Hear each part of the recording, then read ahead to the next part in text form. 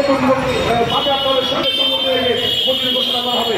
কিন্তু আমরা দেখি এই রিজনিং সেক্টরে সেখানে 5 বছর অতিক্রান্ত হয়ে গেছে, এখনো পর্যন্ত কোনো মজুরি প্রদান করা হয় নাই এবং নতুন কোনো মজুরি নির্ধারণ করা হয় নাই।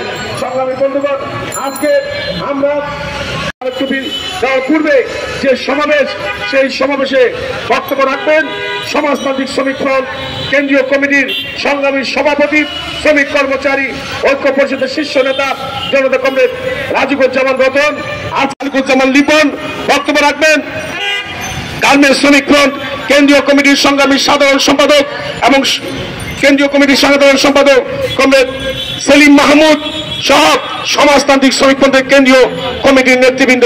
সংগ্রামী সাথী বন্ধুগণ, গত 5ই আগস্ট যে ছাত্র শ্রমিক জনতার গণঅভ্যুত্থান হয়েছে, আপনারা দেখেছেন সেই গণঅভ্যুত্থানে ছাত্রদের পাশাপাশি আমাদের শ্রমজীবী মানুষরাও সেখানে অংশগ্রহণ করেছে।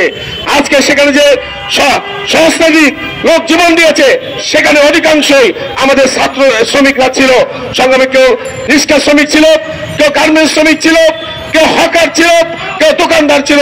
সংগ্রামী বন্ধুগণ, আমাদের সংগঠনের পক্ষ থেকে আমরা বলেছি সেই আহতদের ক্ষতিপূরণ এবং নিহতদের ক্ষতিপূরণ প্রদান করতে হবে। সংগ্রামী বন্ধুগণ, এই দাবিতে আমরা অল্প কিছুক্ষণের মধ্যেই আমরা শ্রম ও কর্মসংস্থান উপদেষ্টার পর্বে আমরা স্মারকলিপি প্রদান করা হবে। সংগ্রামী বন্ধুগণ, আমরা এই স্মারকলিপির দেওয়ার মধ্য দিয়ে আমরা বর্তমান উপদেষ্টাদেরকে বলতে চাই, আজকে আপনারা 1 মাস অতিক্রান্ত হয়েছে, এখনো শিল্প অঞ্চলগুলোতে আজকে যে অস্থিরতা বিরাজ করছে, সেই অস্থিরতা দূর করতে হবে। সংগ্রামী বন্ধুগণ, আজকে সেখানে গার্মেন্টস শিল্প আজকে ধ্বংসের দিকে দাঁড় হচ্ছে। আজকে দিনের পর দিন আজকে সেখানে যে সিন্ডিকেট ছিল, ব্যবসায়ী সিন্ডিকেট, সেটা ভাঙতে না পারার কারণে সংগ্রামী বন্ধুগণ, আজকে তাদের জীবনযাত্রার যে মান, আজকে জীবনযাত্রার যে ব্যয়, আজকে শ্রমিকের অবিশ্বাস হয়ে যাচ্ছে।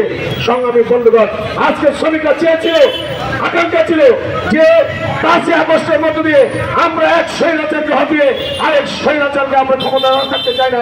আজকে যে ছাত্র শ্রমিক জনতার যে গণঅভ্যুত্থান, সেখানে যে আকাঙ্ক্ষা ছিল, আজকে মাতৃত্বকালীন ছুটি আজকে অনেক কারখানায় সেটা বাস্তবায়ন করা হচ্ছে না। সংগ্রামী বন্ধুগণ, আজকে আমরা লক্ষ্য করছি অনেক কারখানায় শিশু শ্রম রয়েছে, সেই শিশু শ্রম বন্ধ করা হচ্ছে না।